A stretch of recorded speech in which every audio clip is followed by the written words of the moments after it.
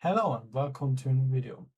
Today I want to break down, as you may already have seen in the title, the general ideas of Hitler's National Socialism, or what he saw as his National Socialism. As I have done a lot of research on that topic and learned also myself a lot, I think I'm qualified to speak about this. Also, at the moment, I'm writing a book about Hitler's ideology, where I did also a lot of research. So I want to share my view, and obviously, I want to prove my points with quotes from Hitler personally. In school, I've always learned that the socialism in National Socialism was just a trick to trick the workers to vote for the party. But in reality, they were complete capitalists and disliked workers. This was always kind of like a weird explanation, and as I dig deeper and researched a lot about the topic, I can tell you that it is a very complex topic actually. So I would not say that the National Socialists were capitalists, but also not socialists in the common sense. But they had their own vision of socialism, which is a bit different from the socialism we often speak about nowadays. Hitler himself acknowledged that he was in a socialist party, but he differentiated his socialist party or his whole ideology or his Weltanschauung from the normal socialist parties, or rather Marxist parties. This is also what I noticed when doing a lot of research, that Hitler never spoke from other socialist parties apart from his own. When he, for example, spoke about the Soviet Union, he also never spoke really about communism. He always spoke about Marxism, or to be more precise, Jewish Marxism. So let's directly start. What was the huge difference between Hitler's socialism and, as he called it, Jewish Marxism? Well, it is the whole general idea around what the ideology is built. For his Jewish Marxism, the whole ideology is basically built on class, as we know it from the things we call socialism, right? It is the working class against the upper class, for example. But for Hitler's National Socialism, the whole thing was different. Because for him, there was no class war because there was just one class for him. And it was more about races. Now, his socialism was, as I would call it, a race socialism. It was not a class war, but a race war. While the classical Jewish Marxists, as he would call them, try to overcome this class war, to have only one class in the whole society. Hitler tried to overcome the race war, so in his nation that there's only one race and no other race. For that, I directly want to continue with a quote from Hitler. "We are National Socialists. That is to say, what we understand by the word nation is not one class, nor one economic group. The nation is for us the collective term for all people who speak our language and possess our blood." In the future, I will do deeper videos into that, explaining his whole race theory. But for now, it is just important for you to know that Hitler's race thing, what differentiated races from each other, was mainly the spirit. So kind of the thinking of each person. And this was really important to him. There was, for example, an Aryan and German spirit, a German way of thinking. And then there was a Jewish way of thinking. And this was the great differences between them. Because it was obviously hard to say, for example, oh, this person looks like a Jew, this person looks like a Slav, even though there are obviously stereotypes of that. It is not always the case that a Jew has, for example, a big nose or stuff like that. So it was more for him about the spirit of one's person or the spirit of one's people.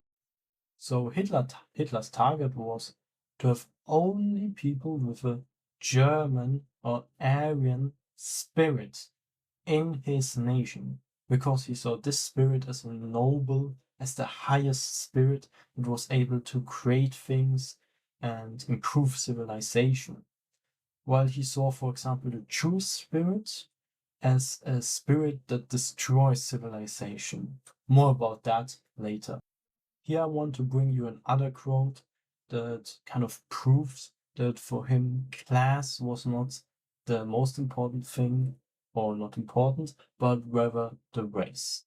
We see no possibility for pride in a nation if there's a well-fed group of entrepreneurs and behind them the starving and exhausted working people of our nation.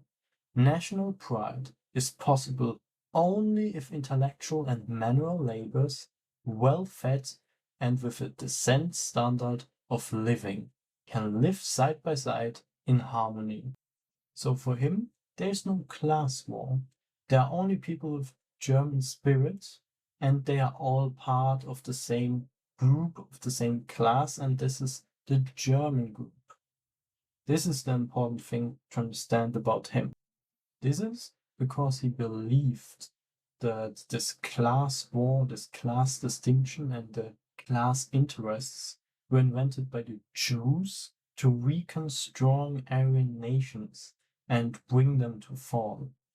He believed that there was something bigger than economical goals, than economical reasons, than class reasons that united all Aryan, all Germanic people in their spirit.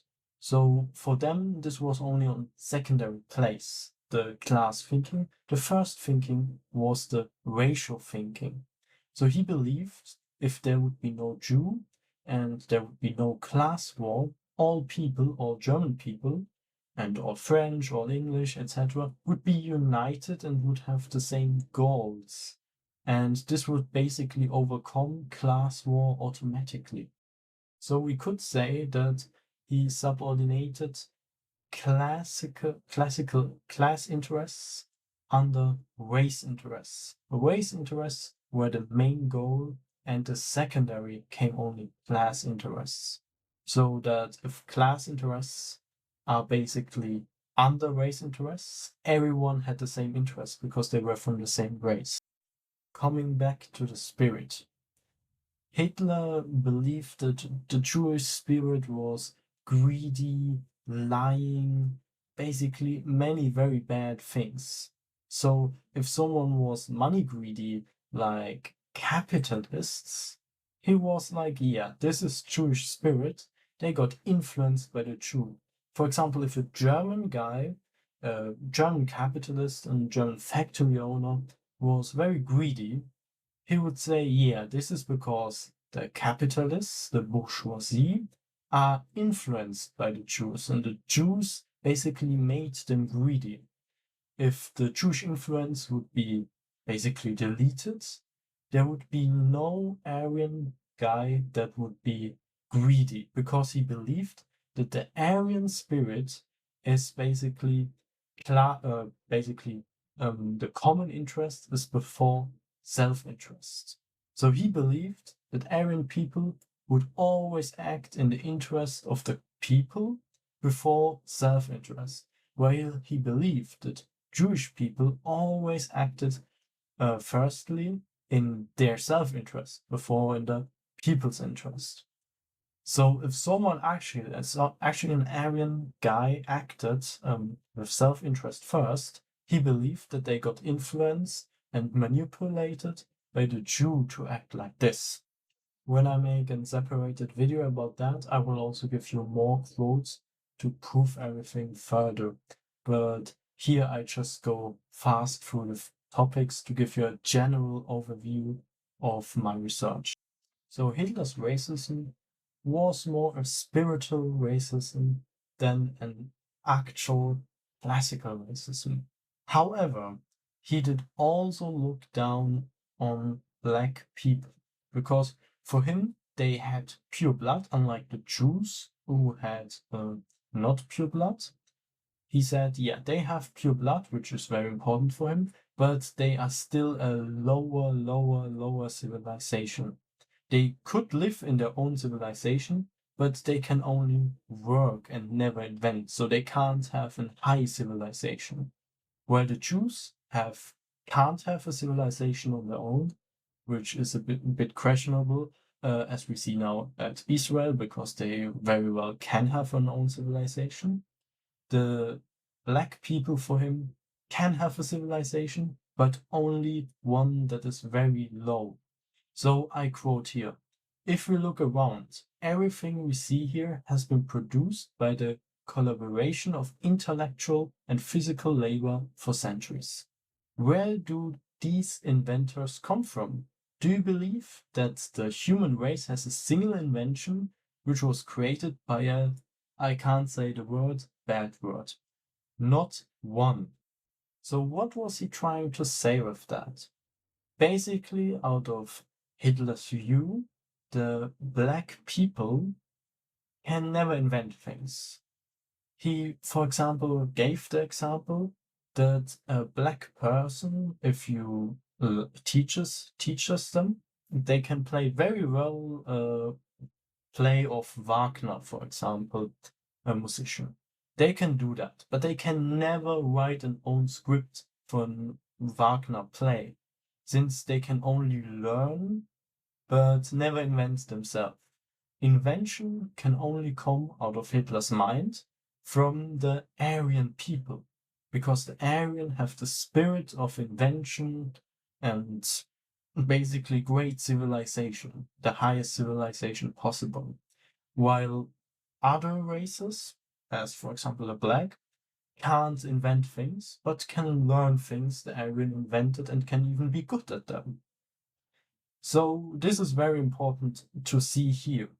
The highest race is always Aryan races, which are basically European races. There's the Nordic race group, which is the highest. There's also the British are kind of part of that. Then you have the normal Aryan races, which are, for example, the white Americans, which are the French, Italians, etc. They are also on that high level. So that is very important to understand as well. Hitler did not only say that the German people are the highest on the Swedes and the Norwegian and the Danish. No. He also said that the other European races are also on that level. They also have the highest civilization, etc. But apart from the Slavic people, the Slavic people were for him, it is hard to say directly, but I would say they are almost on the level of the black people for him. So they were down. The Asian people, he said, they were not really like humans. He saw them more as robotics. He kind of admired their work ethics, etc., but didn't really see them as humans as such, which is very weird because he doesn't have many quotes on Asian people, but he saw them better as Slavs and better as black people, but also not as Aryan people. However, the Jewish people were the down, completely down. So there was nothing on the level of Jewish people for him.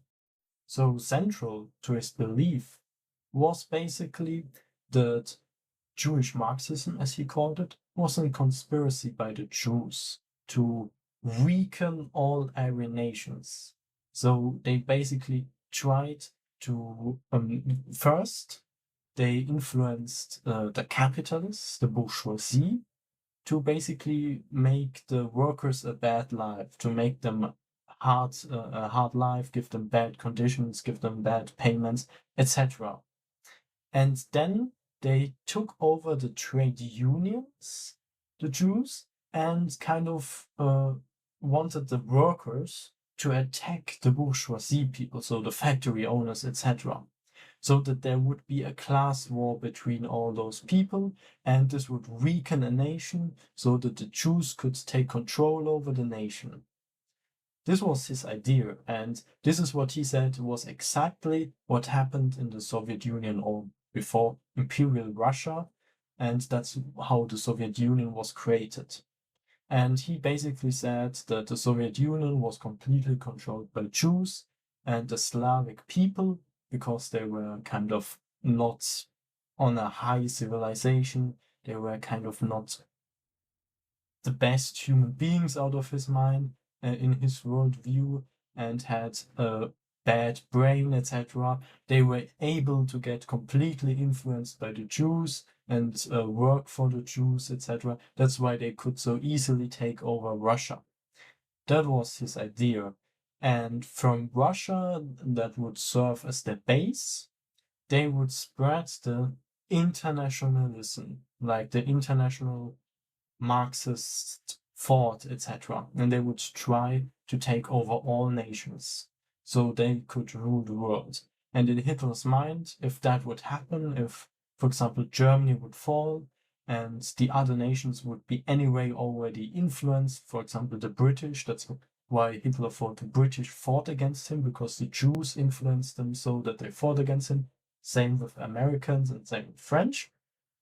If Germany would fall, the Jews would be able to control all the world, and then all civilization would collapse. That's basically his view. That's why he had the belief that he needed to stay in Berlin also until the end, because if Berlin would fall, then there would be anyway no sense in continue fighting. So fleeing from Berlin was not an option, and that's why he shot himself also, because he was like, yeah, we've lost the war and civilization will collapse, everything will be horrible, there's no reason to live on and fight on, etc. So this is basically his general worldview. That's also why he had to attack the Soviet Union anyway. What happened, it was not even a question if he attacks them. Out of his worldview, he had to. This is also for those people who said, yeah, he should just have not attacked the Soviet Union. He had to. He had no other chance out of his worldview, because he saw this as the base to destroy the whole world. Basically, if you want to think like Hitler, he believed that he would save the world from complete collapse. Yeah, this was basically his idea. So, how did he want to fight that? And there's a very good quote on that topic. So Hitler was very much against international capitalism. He hated capitalism because he saw capital as something Jewish, because Jewish were for him money greedy and capital greedy. So he was like, yeah, the Aryan doesn't care about money. They are not behind capital. So he did very much hate capitalism. And this is very important to note, because many people think that he was actually a capitalist, which is absolutely impossible. I mean, I see like with privatization, etc., but about that I will speak in a video about the economy, and where we can see, if we just look at it in a short term, we would think he's capitalist. But if we look at the reasons for why he did what he did, and how he controlled the economy, etc., we have a little bit a different picture. But that's very complex, and I understand people who actually think out of an economical standpoint that he was capitalist, even though I see it a bit different. However, from a political standpoint out, he hated capitalism, literally, because it was a Jewish thing for him, a Jewish invention.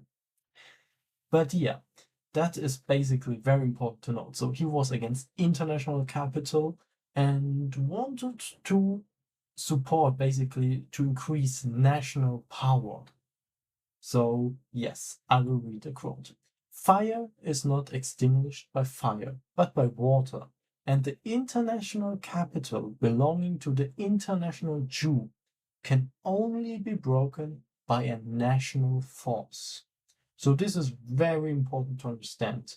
Everything that is international, like capital for him, is bad. He supported everything that is national. He wanted nations to be their own nations. So, for example, France, be France. And by the way, he had actually, before the war, no interest in actually attacking France because for him it was only expansion towards the east. He was not really interested in attacking France and absolutely not interested also in attacking Britain. Like this was never his interest. He wanted actually an alliance with Britain because first of all he thought he wouldn't threat Britain because of his he had no colonial ambitions. He just wanted Eastern Europe uh, until the Ural Mountains. So it was not interested in attacking Britain. Also, he knew from the beginning that it would be hard to defeat Britain, actually. That's also why he made peace offers to Britain and tried to convince the British public to sue for peace with him, because it was not in his interest to be at war with Britain and also not the US. This just happened because Britain declared war on him. He would have never declared war on Britain or France. But because he had no other option, because they declared war on him, he had to conquer them, obviously. And this is how things proceeded. So Hitler believed because the Jews had no state, they were international themselves. So they were international people not belonging to any state. That's why they couldn't identify with a nation. They were just identifying basically with internationalism. And that's why he tried to counter this internationalism with nationalism. This is the nationalist part in his worldview, that internationalism, like the Jew had, could only be defeated by nationalism. I want to jump directly to the next quote here. A quote: "The Jewish doctrine of Marxism rejects the aristocratic principle of nature and replaces the eternal privilege of power and strength by the mass of numbers and the dead weight.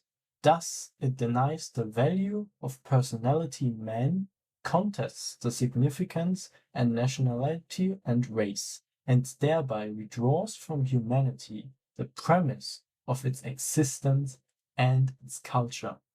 If, with the help of his Marxist creed, the Jew is victorious over the other peoples of the world, his crown will be the funeral wealth of humanity, and this planet will, as it did thousands of years ago, move through the ever devoted of man."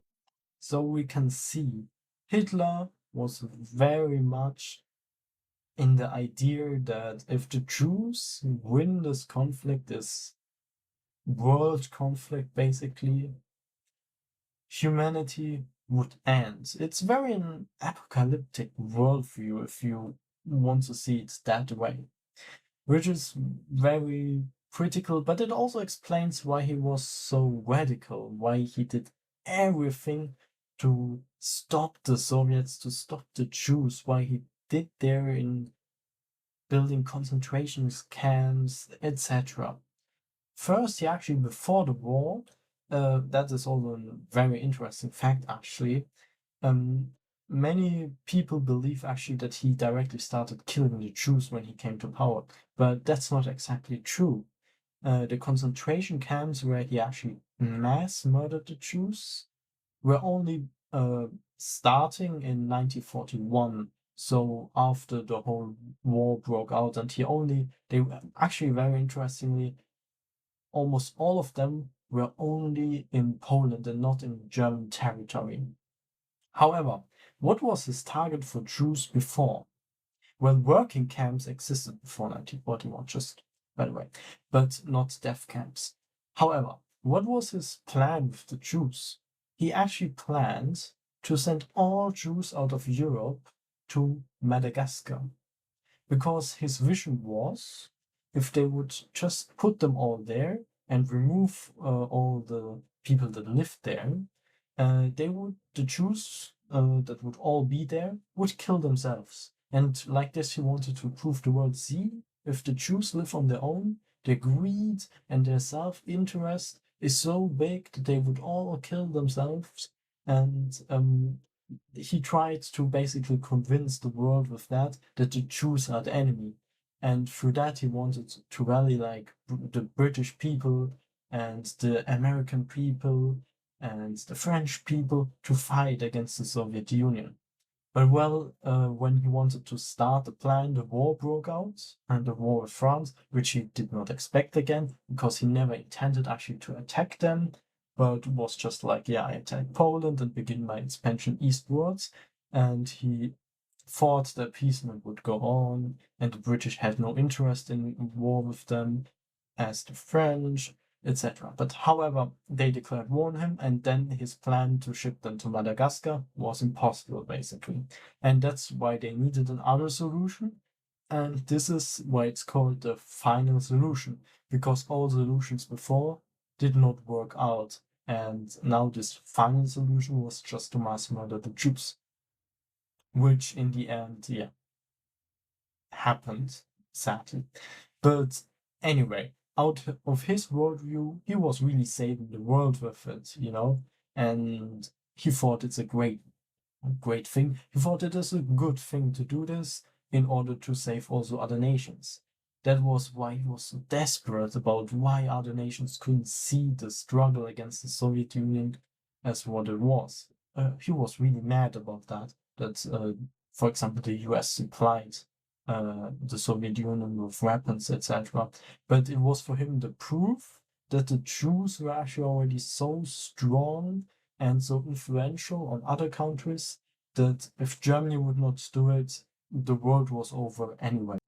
So I will end this video here at that point. This is just part 1, and there will be in part 2. I will produce that as soon as I will find time for it, about Hitler's German worldview. And after I did those part, I plan to make deep dives into the different aspects.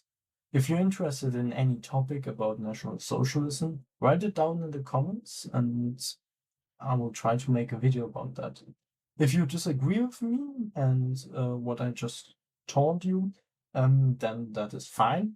Write maybe your opinion about the things or where you disagree into the comments, and maybe you are even right and I made a mistake, etc. Could all be possible. But I would be interested to have a discussion with you if you disagree. But all respectful, obviously. Personal attacks, etc. Should not really happen. So just everything, let's try to do it scientific, right? But yeah, I still hope you liked the video. Wish you a great day, and well, bye for now.